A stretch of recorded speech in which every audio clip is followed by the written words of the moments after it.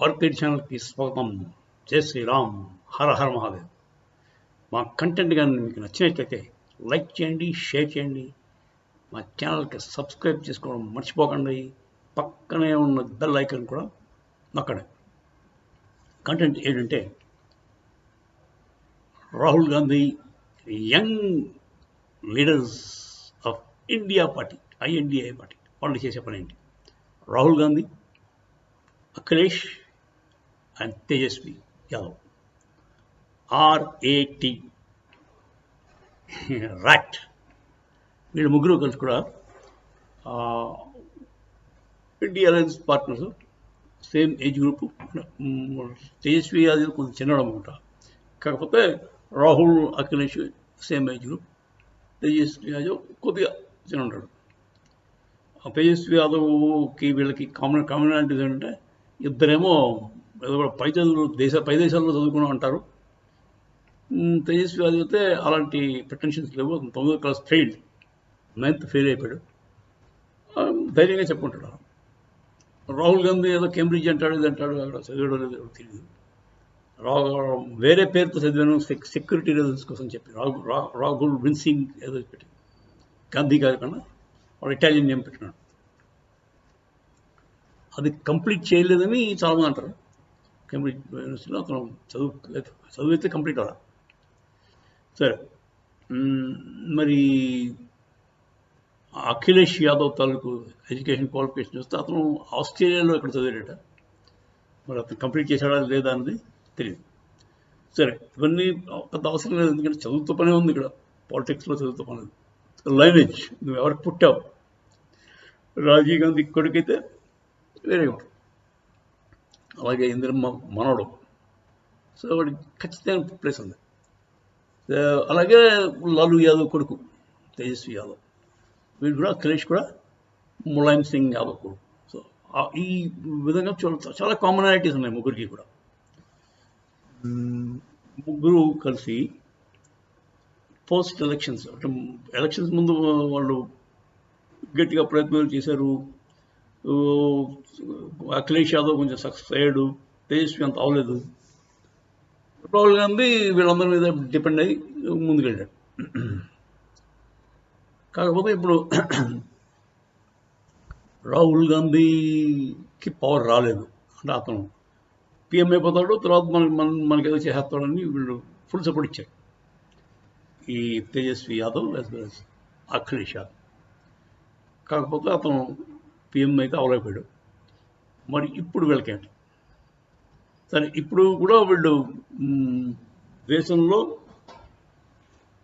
అరాచకం సృష్టిద్దామన్న ప్రయత్నంలో కొంచెం గట్టిగానే ప్రయత్నం చేశారు. ఆ నీట్ ఎగ్జామ్ ఎక్స్పోజ్ అయింది కదా, నీట్ ఎగ్జామ్ పేపర్స్ లీక్ అయ్యాయి. దాని గురించి ఇప్పుడు మాట్లాడలేదు. ఏమంటే దాంట్లో దొరికింది ఎవరండి? బీహార్ వాళ్ళే దొరికారు. బీహార్ అందులో తేజస్వి యాదవ్ గ్రూప్ వాళ్ళే దొరికారు. తర్వాత ప్రింటింగ్ ఎక్కడైంది? ప్రింటింగ్ ఏమో మీకు అక్కడ వెస్ట్ బెంగాల్ ప్రింటింగ్ అయింది. సో తీగ లాగితే డొంక కదా అని ఈ చేసిందంతా వీళ్ళే గోలెట్టయిపోయింది. దాని గురించి అది అయిపోయింది. అలాగే చాలా విధ్వంసాలు చేద్దామని ప్రయత్నాలు చేశారు, విఫలమయ్యారు. మోదీ గారు సాఫ్ట్గా ఉండే మనిషి కాదు. MIA, నేషనల్ ఇన్వెస్టిగేషన్ ఏజెన్సీ, చాలా పవర్ఫుల్. అంటే అజిత్ దోవల్ గారు ఇంకా కంటిన్యూ అవుతున్నారు. వీళ్ళంతా ఉండగా మన దేశ రక్షణ ఇంటర్నల్గా కూడా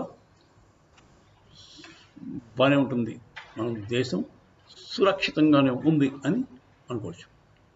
సరే, ఈ ముగ్గురు తాలూకు అలయన్స్ ఎన్నాళ్ళు ఉంటుంది? ఈ MLA అసెంబ్లీ ఎలక్షన్స్ దాకా వెళ్తున్నా, అప్పుడు ఎవరికి సపోర్ట్ ఇవ్వరు. అసెంబ్లీ ఎలక్షన్స్లో వీళ్ళకి రిప్ట్ రాదా? ఎందుకంటే కాంగ్రెస్ పార్టీ లోకల్ పార్టీస్ దాన్ని చూసుకుని ముందుకెళ్ళింది. ఇప్పుడు మరి అసెంబ్లీ ఎలక్షన్స్లో వాళ్ళిద్దరు కలిసి మళ్ళీ లోకల్ పార్టీకి వదిలేరు కంప్లీట్గా. MLAs అంటే ఎంపీలు మాకు ఇచ్చావు కనుక MLA నువ్వు తీసుకో అని వదిలేరు. అప్పుడు ఆ లోపు వాళ్ళు వీళ్ళకి రిప్ట్ రాకుండా ఉంటే పర్లేదు, చూడొచ్చు. కాకపోతే ఈ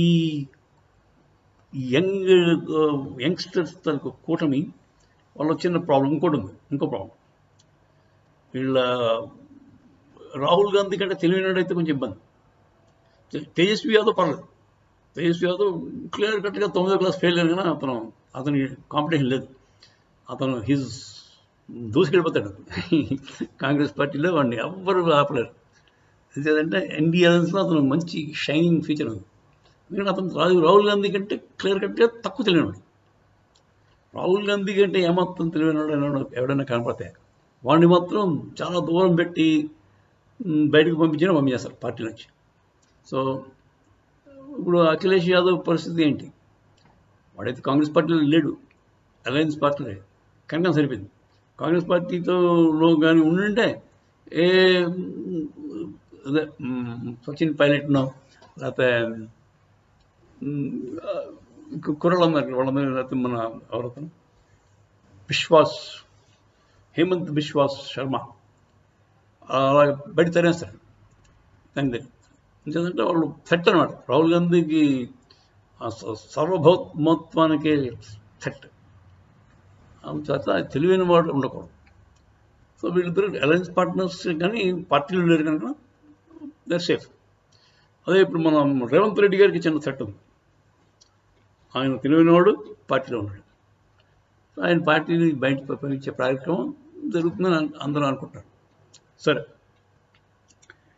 బేసిక్గా ఈ ర్యాట్ కూటమి ఉంది కదా, రాహుల్, అఖిలేష్, తేజస్వి కూటమి చాలా ప్రమాదకరంగా ఉంది.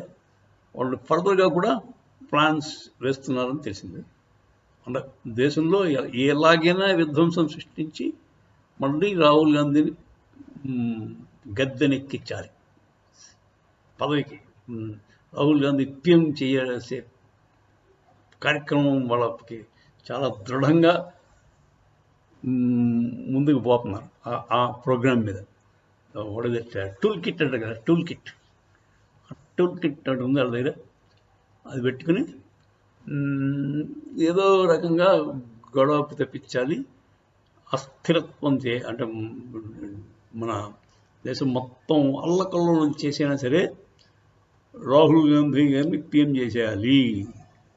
కాకపోతే అక్కడ ఉన్నది కొంచెం స్ట్రాంగ్ ప్రైమ్ మినిస్టర్, భయపడే మనిషి కాదైనా. అంచేత కొంచెం తగ్గి అణిగిమణి ఉంటున్నారు ప్రస్తుతానికి. ఏం జరుగుతుందో చూద్దాం. జై శ్రీరామ్, హర రామ.